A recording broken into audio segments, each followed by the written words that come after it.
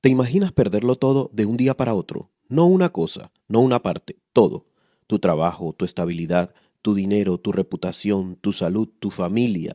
¿Te imaginas despertar siendo una persona respetada, firme, con una vida construida, y acostarte esa misma noche siendo otra persona, sin nada, sin respuestas, sin explicaciones, sin un porqué? ¿Te imaginas hacer todo bien y aún así perderlo todo? Porque esa es la pregunta que más miedo da. No y si fallo, sino y si hago todo bien y aún así la vida me destruye. Si estás pasando por un momento difícil, si sientes que no entiendes lo que está ocurriendo, si haces las cosas bien con honestidad y aún así todo se derrumba, esta historia puede no darte respuestas rápidas, pero puede darte algo más importante: perspectiva y fortaleza interior. Eso fue exactamente lo que le ocurrió a Job.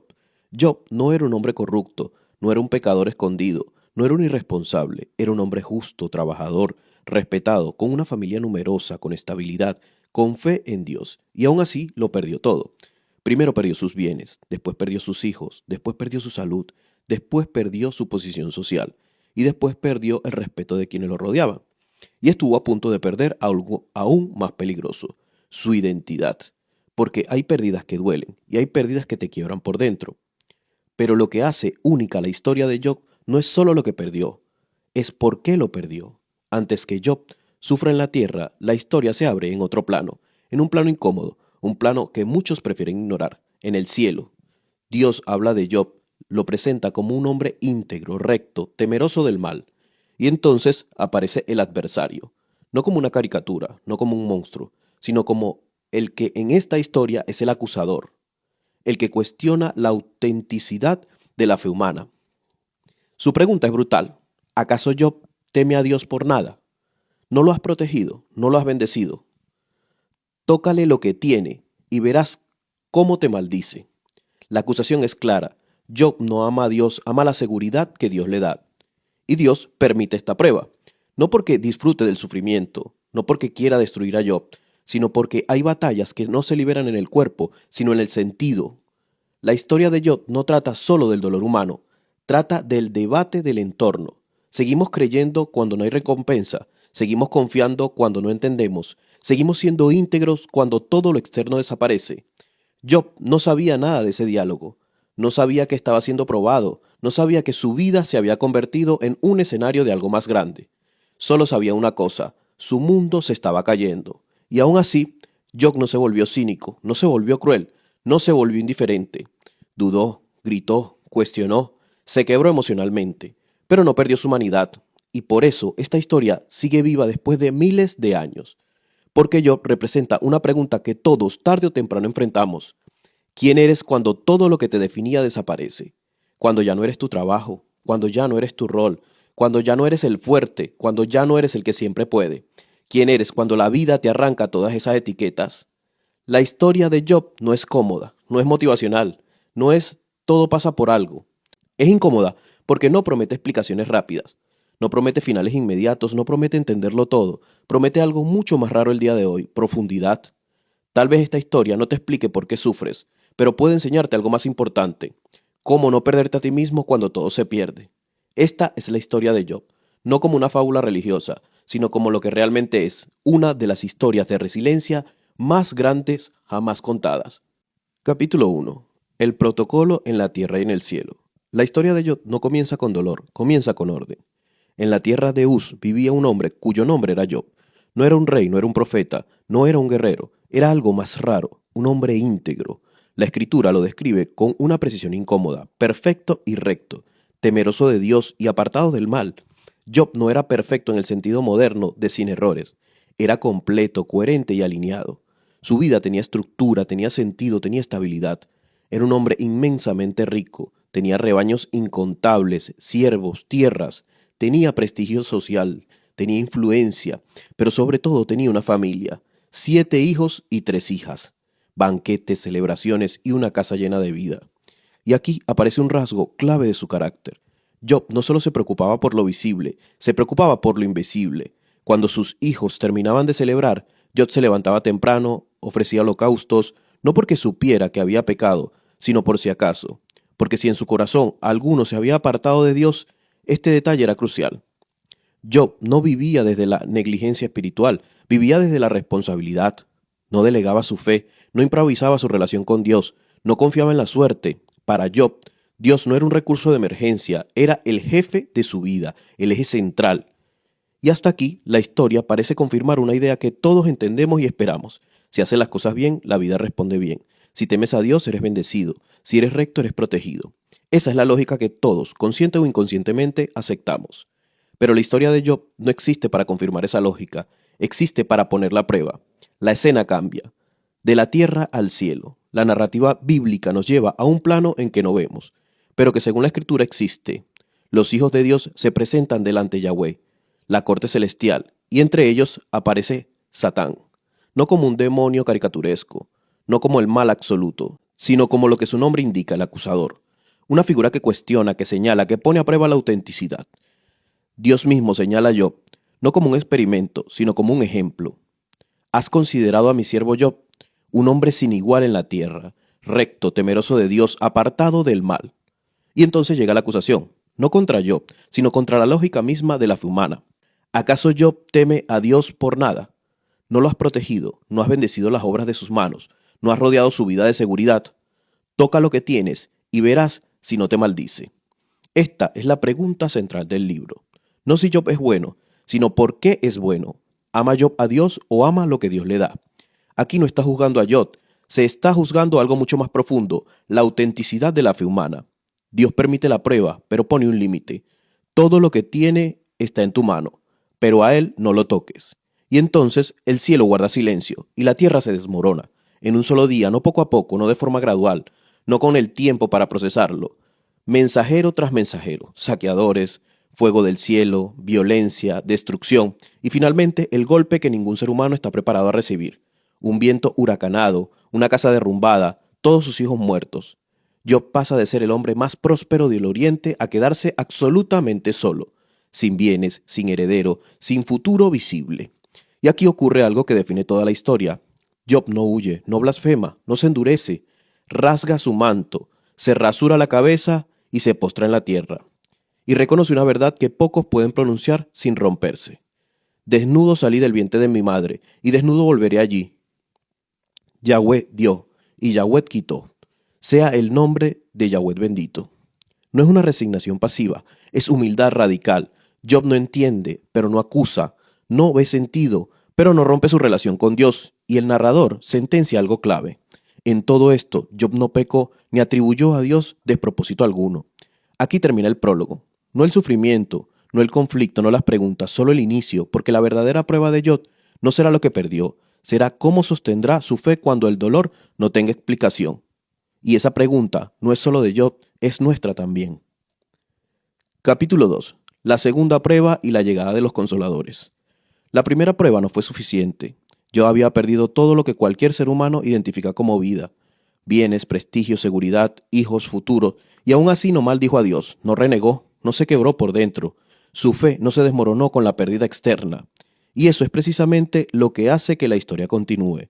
Porque hay una diferencia profunda entre perder cosas y perderse a uno mismo. La escena vuelve a abrirse más allá de la tierra, en el ámbito donde no se ven las consecuencias inmediatas, pero donde se deciden las pruebas más duras. Dios vuelve a señalar a Job, no como provocación, sino como constatación de un hecho. Job sigue siendo íntegro, sigue firme, sigue temeroso de Dios, incluso después de haber sido despojado de todo. Y es entonces cuando aparece el nuevo acusador, no como un demonio caricaturesco, sino como lo que representa en la historia, la voz que cuestiona la autenticidad de la fe humana, la voz que afirma que todo hombre tiene un precio, que toda virtud es condicional, que nadie ama a Dios si no obtiene algo a cambio. La acusación ahora es más profunda. No se trata de bienes, no se trata de familia, se trata de cuerpo. Piel por piel, viene a decir. Todo lo que el hombre tiene lo dará por su vida. Toca su carne, toca sus huesos, y entonces verás si no renuncia. Dios vuelve a permitir la prueba, pero establece un límite. La vida de Job no puede ser tomada. Y aquí hay una enseñanza silenciosa pero fundamental. Incluso en la prueba más extrema, Dios sigue siendo soberano. El sufrimiento no es caos, no es abandono, no es descontrol. Hay un límite que no se cruza.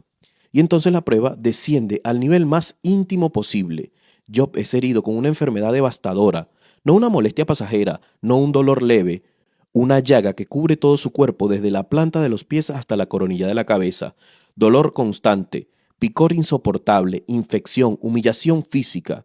El hombre que había sido respetado ahora es irreconocible. El que había presidido banquetes ahora se sienta entre cenizas. El que había intercedido por otros ahora apenas puede sostenerse a sí mismo. Job tomó un trozo de cerámica rota para rascarse. La imagen es brutal. No hay poesía aquí, hay realidad, hay degradación, hay cuerpo, hay límite humano. Y en ese punto aparece la voz más cercana, su esposa, la última presencia humana constante, no como villana, sino como alguien quebrado por el dolor. Ella también ha perdido a sus hijos, ella también ha perdido futuro, ella también ha visto derrumbarse todo. Y desde ese dolor lanza una pregunta que muchas personas formulan cuando el sufrimiento se prolonga demasiado. ¿Aún conservas tu integridad? No es solo una provocación, es una pregunta desesperada. ¿Vale la pena seguir creyendo cuando todo se ha perdido? ¿Tiene sentido sostener la fe cuando no hay alivio? ¿Para qué resistir si no hay respuesta? La propuesta es clara, renuncia, suelta, termina con esto. Pero Job responde desde un lugar que marca un antes y un después de la historia. No responde con ira, no responde con desprecio, no responde con superioridad, responde con una afirmación que separa la fe madura de la fe interesada. Si aceptamos el bien de Dios, ¿por qué no aceptar también el mal? Y aquí la historia cruza un umbral. Hasta ahora, la relación con Dios podía entenderse dentro de una lógica de intercambio. Obediencia a cambio de bendición, fidelidad a cambio de protección, virtud a cambio de prosperidad. Job rompe con esa lógica, reconoce algo mucho más difícil. Dios no es solo el dador del bien que entendemos, sino también el soberano sobre aquello que no comprendemos. Esto no es resignación pasiva, no es fatalismo, es una afirmación radical de confianza. Job no dice que el dolor sea bueno, no dice que el sufrimiento sea deseable, dice que su fe no depende de la comodidad. Y el narrador vuelve a subrayar algo esencial. Job no pecó con sus labios, no porque no sintiera dolor, no porque no tuviera dudas, sino porque no convirtió el sufrimiento en una acusación contra Dios. Y entonces llegan los amigos, tres hombres que representan la sabiduría humana en sus distintas formas. Elifaz, el mayor, el que apela a la experiencia y a la tradición. Bildad, el defensor de la ley y del orden moral. Zofar, el más rígido, el más dogmático, el menos tolerante a la ambigüedad. Vienen con buena intención, eso es importante decirlo. No llegan a juzgar, llegan a acompañar, pero cuando ven a Job no lo reconocen. Ese detalle es clave. El sufrimiento es tan profundo que desfigura no solo el cuerpo, también la identidad. La persona que era deja de encajar en las categorías de los demás. Los amigos lloran, rasgan sus mantos, se cubren del polvo, se sientan con él en el suelo, y durante 7 días y 7 noches no dicen nada. Ese silencio es uno de los momentos más humanos de toda la historia. Porque a veces, cuando el dolor es verdadero, no hay palabras que ayuden, no hay frases que consuelen, no hay explicaciones que alivien. El silencio compartido es el último refugio antes de que la mente empiece a buscar culpables, razones o explicaciones. Y el narrador nos prepara, porque ese silencio tan lleno de respeto pronto será roto, y cuando se rompa no será para aliviar el dolor, sino para exponer algo mucho más profundo, la incapacidad humana de aceptar que el sufrimiento no siempre encaja en nuestras fórmulas morales. Job ha superado la prueba externa, ahora comienza la prueba más dura de todas, la de explicar su dolor frente a los demás, y esa batalla, más que física o espiritual, será profundamente humana. Capítulo 3. El lamento de Job, la maldición del día del nacimiento. Después de 7 días y 7 noches de silencio absoluto, Job abre la boca, y cuando lo hace no pide explicaciones, no formula teorías, no intenta justificarse. Job grita, y no es un grito dirigido a los hombres, porque los hombres no pueden sostenerlo. Tampoco es un ataque directo contra Dios, es algo más primitivo, más crudo, más peligroso, un lamento contra la propia existencia.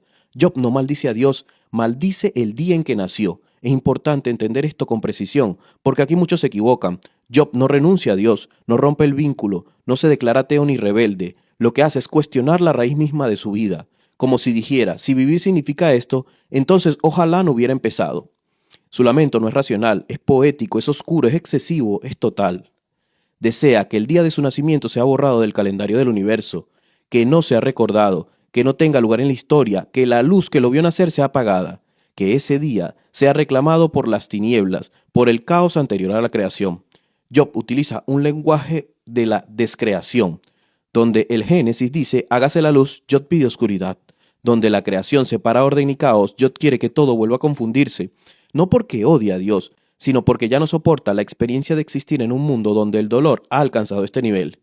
Aquí hay una verdad incómoda. La fe auténtica no siempre habla bonito. Job no edulcora su dolor, no lo espiritualiza, no lo convierte en una lección prematura, no dice todo pasa por algo, no dice Dios sabe lo que hace, no dice hay que ser fuertes. Job hace algo mucho más honesto. Dice esto es insoportable. Pregunta ¿por qué se da vida a quien sufre? ¿Por qué se permite que alguien siga respirando cuando lo único que desea es descansar? ¿Por qué la muerte, que debería ser temida, se vuelve el tesoro anhelado? Porque hay personas que buscan la tumba como quien busca el alivio. Estas preguntas no son filosóficas, son existenciales. Job no está discutiendo ideas, está descubriendo un estado interior donde la vida se ha vuelto una carga demasiado pesada. Y sin embargo, incluso aquí hay un límite que Job no cruza. No acusa a Dios directamente, no declara que Dios sea injusto, no maldice el nombre de Dios. Su lamento es dirigido al día, a la noche, al orden del mundo, a la lógica de la existencia. Es como si su respeto por Dios fuera tan profundo que no se atrevería a convertirlo en el blanco de su grito, aunque todo su dolor se origine allí. Esto es clave para entender la espiritualidad madura. Job no reprime su dolor para ser piadoso, ni utiliza a Dios como un chivo expiatorio, permanece en una tensión casi insoportable, decir toda la verdad de su sufrimiento sin romper el vínculo con lo divino. Ese equilibrio es rarísimo. La mayoría de las personas ante un dolor extremo hace una de dos cosas, o calla por miedo a ofender a Dios, o lo acusa directamente y rompe la relación. Job no hace ninguna de las dos, habla, pero habla desde dentro del vínculo. Su lenguaje es del caos primordial, invoca imágenes antiguas, fuerzas simbólicas que representan lo indomable, lo oscuro, lo que procede al orden. No porque adore el caos, sino porque siente que su vida ha sido arrojada de nuevo a él. El lamento avanza y se vuelve más íntimo. Job no solo desea no haber nacido, se pregunta por qué no murió al nacer, por qué hubo rodillas que lo recibieron, por qué hubo pechos que lo alimentaron, por qué se le permitió crecer si el destino final era este. Estas preguntas son peligrosas porque tocan una herida universal, el sentido de la vida cuando el sufrimiento parece no tener proporción. Job no estaba buscando una respuesta teológica, está expresando una herida que no se puede curar con argumentos, y entonces llega el cierre del lamento, no con una explosión, sino con una confesión agotadora. Dice que aquello que más temía le ha sucedido, que lo que producía espanto ahora es su realidad, que no tiene paz, que no tiene descanso, que no tiene reposo, que solo queda la turbulación. Este final es devastador porque no ofrece consuelo, no hay rendición aquí, no hay alivio, no hay esperanza explícita. Y eso es precisamente lo que lo hace verdadero. Porque hay momentos en la vida donde la fe no se siente como consuelo, sino como resistencia mínima, no como certeza, sino como un hilo que impide la caída total. Job ha hecho algo que cambia toda la historia a partir de este punto. Ha roto el silencio piadoso, ha puesto palabras al dolor, ha demostrado que la relación con Dios no se basa en frases correctas, sino en una verdad dicha incluso cuando duele. Este capítulo no nos enseña a sufrir menos, nos enseña a no mentir cuando sufrimos, nos muestra que el dolor extremo no invalida la fe y que la fe verdadera no exige negar la oscuridad. Job no ha perdido a Dios, ha perdido la paz y a partir de aquí la historia ya no trata solo del sufrimiento, sino de algo más complejo y más humano, la necesidad de que alguien explique el dolor. Y cuando los hombres intentan hacerlo, descubrimos que no toda explicación consuela y que algunas palabras, aunque bien intencionadas, pueden herir más que el silencio. Pero eso vendrá después. Por ahora, Job ha hablado y el universo simplemente lo ha escuchado. Capítulo 4 y 5. El primer discurso de Elifaz. La visión de lo correcto. Después del grito de Job, el silencio ya no puede sostenerse. El primero en hablar es Elifaz. No es casualidad, es el mayor de los tres amigos, el más experimentado, el que representa la voz de la tradición, de la sabiduría acumulada, de lo que siempre ha funcionado. Elifaz no entra atacando, no acusa, no levanta la voz. Su aproximación es cuidadosa, casi respetuosa, reconoce el pasado de Job como consejero de otros, como hombre fuerte que sostuvo a los débiles, le recuerda que fue apoyo, que le dio dirección y que lo levantó de la caída. Y luego, con una suavidad peligrosa, introduce la idea central que guiará todo su discurso. ¿Alguna vez ha perecido el inocente? La pregunta parece razonable, incluso piadosa. Elifaz está convencido de que el universo funciona bajo una ley moral clara, establecida por Dios mismo. El justo prospera, el malvado se cae, no como una opinión, sino como una estructura del mundo. Para Elifaz esta ley no es cruel, es ordenada, es tranquilizadora, porque si el mundo es justo de esta manera, entonces la vida tiene sentido, el caos no gobierna, el sufrimiento no es arbitrario, todo encaja. Desde esta lógica, Elifaz no necesita acusar directamente a Job, le basta con insinuar: si el sufrimiento ha llegado con esta fuerza, entonces algo debe haber fallado, algún error oculto, algún pecado no reconocido, alguna grieta invisible. Y aquí aparece el primer gran conflicto del libro. Elifaz no está defendiendo el mal, está defendiendo el orden. Y ese es precisamente el problema. Para reforzar su argumento, Elifaz recurre a una experiencia personal que le otorga autoridad espiritual. Relata una visión nocturna, un momento de terror sagrado, un susurro en la oscuridad, una presencia que paraliza, un mensaje que no viene de los hombres. En esa visión, una voz plantea una pregunta demoledora. ¿Será el hombre más justo que Dios? ¿Será el ser humano más puro que su creador? Elifaz utiliza esta experiencia para elevar su discurso por encima de la discusión humana. No es solo su opinión, es una revelación, es experiencia espiritual, es sabiduría recibida. La conclusión es clara: si incluso los ángeles no son plenamente confiables ante Dios, ¿cómo podría un hombre reclamar la inocencia total? Elifaz no niega la bondad de Dios, al contrario, la afirma: Dios es justo, Dios es sabio, Dios no se equivoca. Y es precisamente por eso, Elifaz introduce aquí una idea que parece el consuelo, pero es una carga devastadora para Job. Bienaventurado el hombre a quien Dios castiga. Desde la perspectiva de Elifaz, el sufrimiento no es señal de abandono, sino de corrección. Dios hiere, pero también sana. Dios disciplina al que ama. Por lo tanto, Job debería aceptar el dolor como medicina, someterse, reconocer su error y esperar la restauración. En apariencia, este discurso no es espiritual, es bíblico e incluso correcto, pero aquí se revela uno de los errores más comunes del ser humano frente al dolor ajeno. Elifaz convierte una verdad general en un juicio particular. Sí, Dios es justo. Sí, el mal tiene consecuencias. Sí, la corrección existe. Pero Elifaz asume que toda desgracia es consecuencia directa de una culpa personal. Su teología no deja espacio para el misterio. No contempla el sufrimiento del inocente, no admite la prueba sin castigo, no permite el dolor, que no tiene causa moral visible. Y al aplicar esta lógica, Job comete una violencia silenciosa, porque no acompaña en el dolor, lo explica. Y hay momentos en la vida donde una explicación duele más que el sufrimiento mismo. Elifaz cree estar defendiendo a Dios, pero en realidad está defendiendo un sistema que le permite sentirse seguro. Si el sufrimiento siempre es castigo, entonces basta con ser bueno para estar a salvo. El mundo sigue siendo predecible, controlable y comprensible. Aceptar que Job puede sufrir, siendo justo, abriría una grieta peligrosa. Significaría que el dolor puede llegar sin aviso, sin culpa, sin explicación, y eso es insoportable para la mente que necesita orden. Por eso, Elifaz insiste en la sumisión, no como humillación, sino como camino de restauración. Si Job acepta que Dios lo está corrigiendo, todo volverá a su lugar. Pero Job no puede aceptar eso, porque Job sabe algo que Elifaz ignora. Su conciencia está limpia, y aquí se inicia el gran debate del libro, no entre la fe y la incredulidad, sino entre dos maneras de entender a Dios. Elifaz representa una fe que necesita que todo encaje. Job representa una fe que se niega a mentir para encajar. Elifaz habla desde lo correcto, Job vive lo real. Y esta diferencia marcará todo lo que sigue, porque a partir de aquí cada intento humano de explicar el dolor será examinado, desmontado y llevado al límite. Elifaz no es un villano, es un hombre honesto atrapado en una teología insuficiente. Y su discurso, aunque elegante y bien intencionado, abre una herida más profunda en Job, la sospecha de que, además de sufrir, ahora debe justificarse. El silencio que antes acompañaba ahora se convierte en juicio, y Job tendrá que responder, no solo por su dolor, sino por su inocencia. Y eso nos lleva al siguiente capítulo, donde la fe deja de ser un concepto y se convierte en una defensa desesperada de la verdad interior frente a explicaciones que no consuelan. Capítulo 6 y 7. La réplica de Job. El dardo del torpedo. Job responde, pero ya no lo hace desde el lamento abstracto, ahora habla desde la herida abierta. Lo primero que Job intenta es algo profundamente humano. Quiere que su dolor sea medido, no explicado, no corregido, medido, pesado, comprendido en su verdadera magnitud. Si alguien pudiera poner su sufrimiento en una balanza, dice Job, pesaría más que la arena del mar. No está exagerando, está intentando comunicar algo que las palabras no alcanzan. El dolor que vive no es proporcional, no es razonable, no encaja en ningún esquema moral simple. Y entonces pronuncia una de las frases más duras de todo el libro. Su sufrimiento no es casualidad, no es un accidente, no es un error humano, son dardos del torpedo. Job no niega a Dios, no lo diluye, no lo rebaja, al contrario, lo reconoce como la fuente última de lo que ocurre. Pero esa afirmación no es cómoda, es explosiva, porque Job no dice, esto me pasó y Dios no estaba. Dice, esto me está pasando y Dios está. Los dardos atraviesan su cuerpo, pero también su espíritu. No solo hay dolor físico, hay una sensación de ataque interior, de veneno que se infiltra lentamente. Su vida se ha convertido en un campo de batalla donde él no entiende las reglas ni el propósito.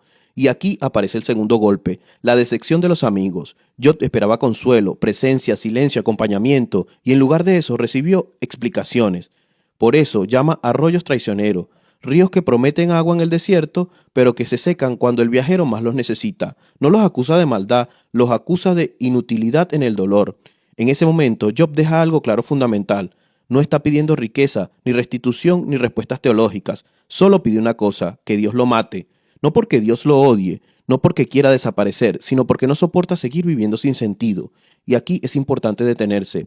Job no está blasfemando, está siendo honesto. No desea morir porque haya perdido la fe, sino porque su fe no le sirve para sostener el dolor que vive. Y esa confesión, por dura que sea, es una de las expresiones más puras de la espiritualidad que existe. Hablarle a Dios sin maquillaje. Job no se esconde detrás de frases bonitas, no usa lenguajes religiosos para anestesiar el sufrimiento. Lo que dice, lo siente. Y eso nos conduce al capítulo 7, donde el tono cambia aún más. Job deja de responder a los hombres y se dirige directamente a Dios. Aquí el texto alcanza un nivel de intimidad peligrosa. Job comienza preguntándose, ¿qué es el ser humano para que Dios lo observe con tanta atención? No lo dice con gratitud, sino con cansancio, como si dijera, ¿por qué me miras tanto? ¿Por qué no me dejas en paz? La vida humana para Job se ha reducido a miseria, a noches interminables, a días sin descansos. El sueño no lo consuela, el despertar no lo alivia, cada respiración es una carga. Y entonces surge una imagen profundamente incómoda, Dios como vigilante, no como pastor, no como refugio, no como padre, sino como alguien que observa cada movimiento, cada pensamiento, cada error, sin conceder tregua. Job siente que se ha convertido en un blanco, en el objetivo constante, como si su existencia misma fuera una molestia para Dios. ¿Por qué me pones como blanco tuyo? Esta pregunta no es irreverente, es desesperada. Job no está negando la soberanía divina, le está llevando hasta sus últimas consecuencias. Si Dios es verdaderamente soberano, entonces también es responsable de lo que ocurre. Y Job necesita entender por qué esta soberanía se ha vuelto contra él. Y aquí aparece una de las frases más inquietantes de todo el libro. ¿Por qué no perdonas mi transgresión? Job no está confesando un pecado en concreto, está preguntando desde la lógica que sus amigos le impusieron. Si todo esto es castigo, entonces ¿por qué no termina? ¿Por qué no se cierra la herida? ¿Por qué no llega el perdón que supuestamente lo resolvería todo? Y esta pregunta revela algo clave. Job está atrapado entre dos imposibilidades. No puede aceptar que su sufrimiento sea merecido porque su conciencia no lo acusa, pero tampoco puede aceptar que sea arbitrario porque eso destruiría su imagen de Dios. Y ese es el verdadero conflicto del libro. No es si Dios existe, no es si Dios es poderoso, no es si Job es justo, es si la fe puede sobrevivir cuando la vida deja de tener sentido. Job no huye, no se anestesia, no se calla, permanece frente a Dios con todas sus dudas, su rabia, su cansancio y su deseo de desaparecer. Y eso es precisamente lo que hace que Job sea distinto. Sus amigos defienden a Dios hablando bien de él. Job defiende su relación con Dios hablándole con la verdad. Este capítulo marca un punto de no retorno. A partir de aquí, el diálogo ya no es teórico, es existencial, es peligroso, es real. Job ha dejado claro que no va a aceptar explicaciones fáciles, no va a fingir arrepentimiento para encajar, no va a mentir para proteger una teología que no explica su dolor. Y ese acto, hablarle a Dios sin filtros, es paradójicamente una de las formas más profundas de fe, porque solo quien cree de verdad se atreve a hablar así. El silencio ha terminado, el debate humano ha comenzado, y Dios, aunque todavía no responde, ya los está escuchando.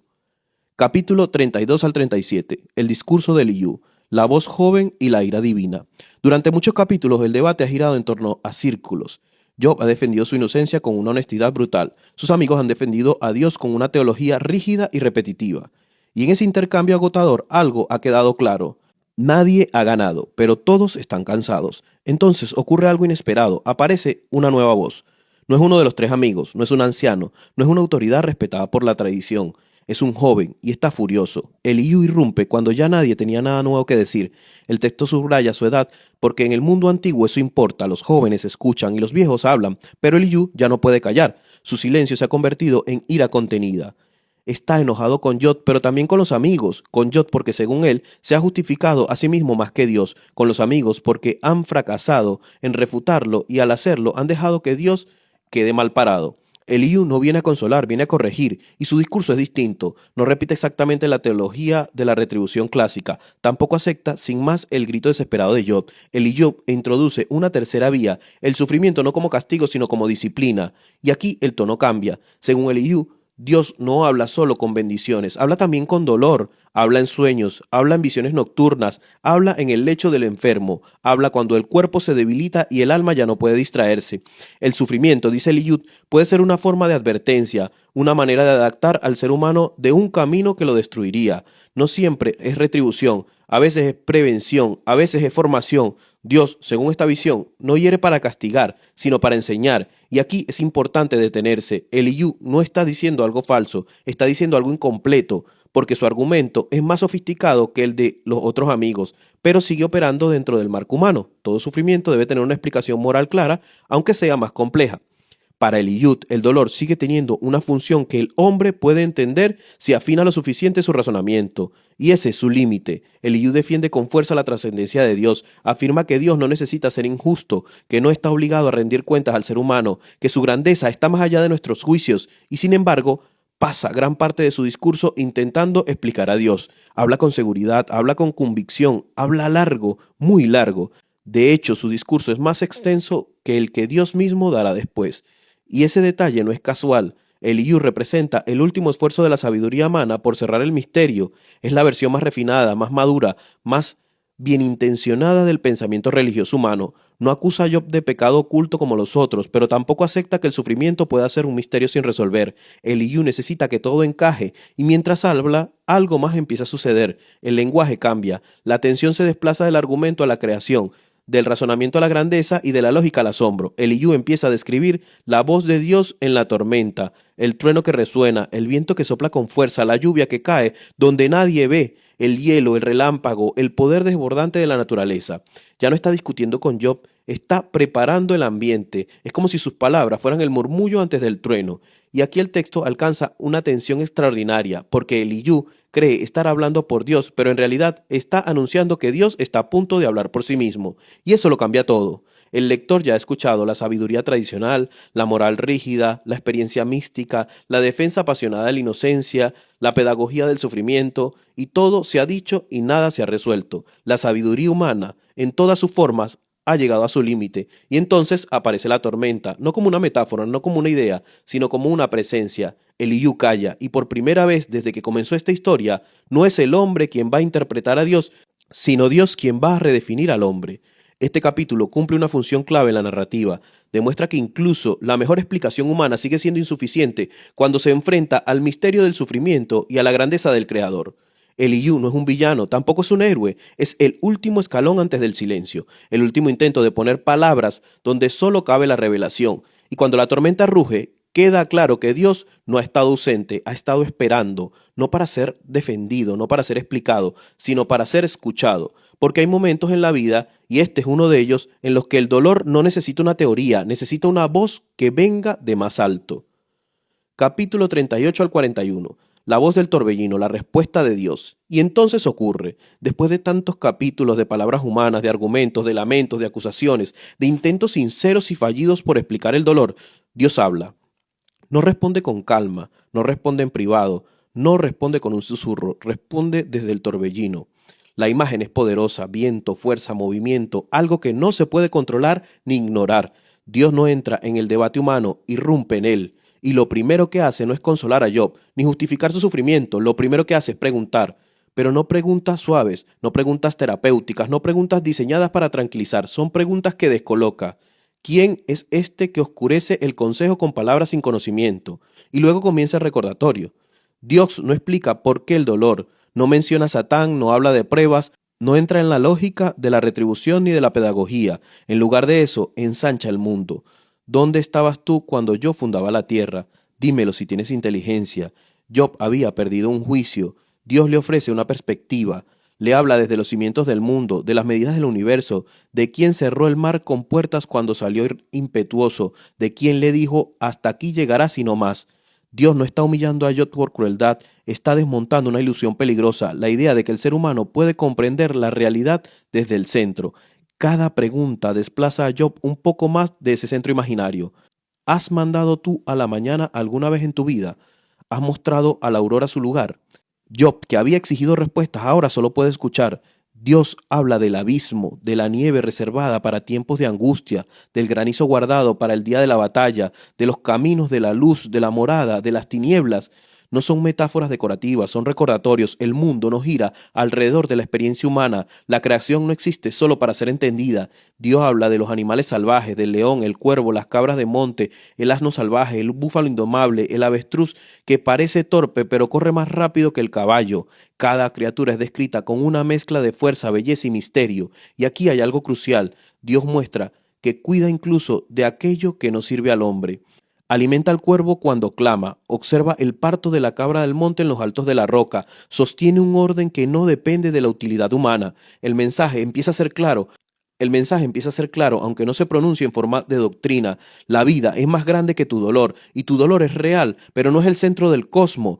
Job intenta responder apenas puede. Se reconoce pequeño, se reconoce sin palabras, pero Dios no ha terminado. Entonces introduce dos figuras que cambian el tono por completo. Primero, Behemoth, una bestia terrestre colosal, poderosa, tranquila en su fuerza, come hierba como buey, pero sus huesos son como barras de hierro. No teme al río cuando crece, no puede ser atrapado ni domesticado. Dios no lo presenta como una amenaza, lo presenta como una obra suya.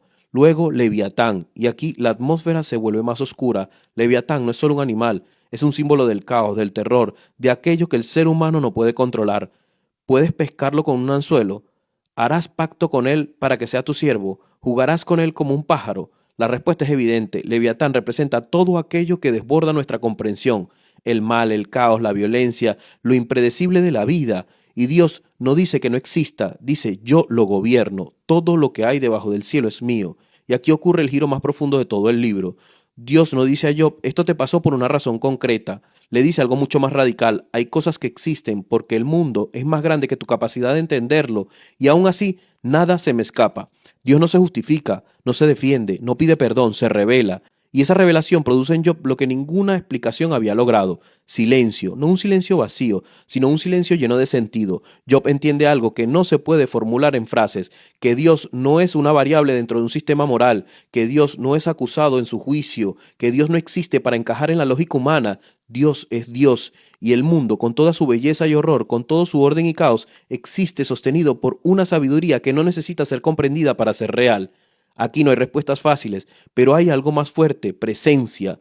Job no recibe una explicación, recibe a Dios, y eso, paradójicamente, es suficiente, porque a veces el dolor no se resuelve cuando entiendes el porqué, sino cuando descubres quién sigue estando allí, incluso en el medio del torbellino. La voz se apaga, el viento se calma, y Job ya no es el mismo, no porque tenga respuestas, sino porque ha visto el tamaño real de la realidad y el lugar que ocupa dentro de ella. Capítulo 42. La humildad y la restauración. Después del torbellino no queda nada que decir y sin embargo todo está por ser dicho. Job ya no es el hombre que abrió la boca para maldecir el día de su nacimiento, tampoco es el hombre que exigía un juicio ni que pedía cuentas. El encuentro ha hecho lo que ningún argumento humano pudo lograr. Lo ha colocado frente a Dios no como un acusador, no como una víctima, sino como una criatura. Y entonces Job habla. Pero sus palabras no son de defensa, no son una explicación, no son una conclusión lógica, son una rendición. Yo conozco que todo lo puedes y que no hay pensamiento que se esconda de ti. Job no dice, ahora entiendo el porqué de mi sufrimiento, dice algo mucho más profundo, ahora entiendo quién eres tú. Reconoce que habló sin conocimiento, que intentó encerrar lo infinito dentro de categorías humanas, que quiso reducir a Dios a una simple administración de justicia, a un sistema predecible donde el bien siempre es premiado y el mal siempre es castigado. De oídas te había oído, mas ahora mis ojos te ven. Y aquí está el corazón de todo el libro. Job no ha recibido respuestas, ha recibido presencia, no ha recibido explicaciones, ha recibido una revelación. Y ante eso no hay orgullo que sobreviva. Por tanto, me aborrezco y me arrepiento en polvo y ceniza. Este arrepentimiento no es una confesión de pecados ocultos, no es una culpa moral, es algo más sutil y más humano. El reconocimiento de los límites. Job se arrepiente de haber hablado como si pudiera comprender la totalidad de Dios, de haber exigido respuestas desde una posición que nunca fue la suya. La fe de Job ha cambiado de naturaleza. Antes era una fe funcional. Dios bendice al justo, ahora es una fe relacional. Dios es Dios incluso cuando no entiendo. Y entonces ocurre algo inesperado. Dios se dirige a los amigos de Job, no a Job, a ellos. Mi ira se encendió contra ti y tus 2 amigos, porque no habéis hablado de mí lo recto, como mi siervo Job. Es una afirmación que desarma muchas ideas religiosas. Los amigos defendieron la doctrina correcta. Job gritó, dudó, protestó y acusó. Y sin embargo, Dios declara que Job habló mejor. ¿Por qué? Porque Job habló desde la relación, no desde el sistema. Porque Job no protegió una teología, buscó a Dios. Porque Job no explicó el dolor, lo llevó delante del Creador. La religión que no soporta preguntas no honra a Dios. La fe que se atreve a luchar contra Él, sí. Dios exige a los amigos en un acto de humillación ofrecer sacrificios y pedirle a Job que ore por ellos. El hombre que fue señalado como culpable se convierte en intermediario. El hombre que fue juzgado ahora es el mediador.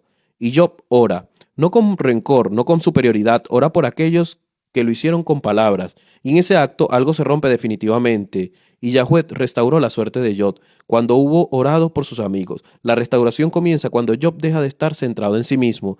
Dios le devuelve el doble de lo que había perdido, ganado, riqueza, honor. Vienen sus hermanos y hermanas, los que antes se habían alejado, lo consuelan, comen con él, reconocen su dolor. Pero hay un detalle importante, profundamente humano y profundamente bíblico. Job vuelve a tener hijos, 7 hijos y 3 hijas, no el doble, porque los hijos que perdió no fueron reemplazados, fueron afirmados. En la cosmovisión bíblica no se anulan, siguen existiendo ante Dios. Los nuevos hijos no borran el dolor, conviven con él. Y aquí aparece uno de los detalles más hermosos del libro. Las hijas de Job son nombradas, algo inusual, más aún reciben herencia junto con sus hermanos. Es una restauración que no vuelve al pasado, sino que lo supera.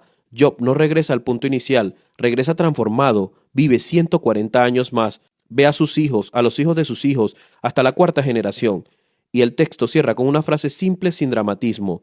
Y murió Job, viejo y lleno de días. No dice feliz para siempre, no dice sin dolor, dice lleno. El libro de Job no resuelve el problema del mal, nunca lo intentó. Lo que hace es algo más honesto, más profundo. Coloca el sufrimiento dentro de una relación viva con Dios. La fe que exige respuestas es frágil. La fe que se aferra a Dios incluso cuando no las tiene es indestructible. Job no fue bendecido por su paciencia inicial, fue bendecido por su perseverancia en la relación, por no soltar a Dios ni siquiera cuando no lo entendía. Esto no es una historia sobre perder y recuperar cosas, es una historia sobre ver a Dios. Y cuando eso ocurre, la vida no necesita explicarse, solo vivirse con reverencia, con humildad y con una confianza que ha pasado por el fuego. Así termina la historia de Job, no con respuestas, sino con la presencia de Dios. En conclusión, cuando Dios guarda silencio y el hombre aprende a confiar, hay una pregunta que atraviesa toda la historia de Job, aunque no siempre se diga en voz alta. Si Dios es bueno, ¿por qué permitió que el mal tocara a Job? La historia nunca oculta esa tensión, al contrario, la coloca desde el inicio. El mal no aparece como un accidente, aparece como una acusación. Satán, el acusador, no cuestiona el poder de Dios, cuestiona algo más peligroso, la autenticidad de la fe humana. ¿Acaso Job teme a Dios de balde? La acusación es clara. Job no ama a Dios, ama los beneficios, no es fiel, es recompensado. Y aquí está uno de los puntos más difíciles de aceptar. Dios permite la prueba, no porque ignore el mal, no porque sea indiferente al dolor, sino porque la fe verdadera no puede demostrarse en la comodidad.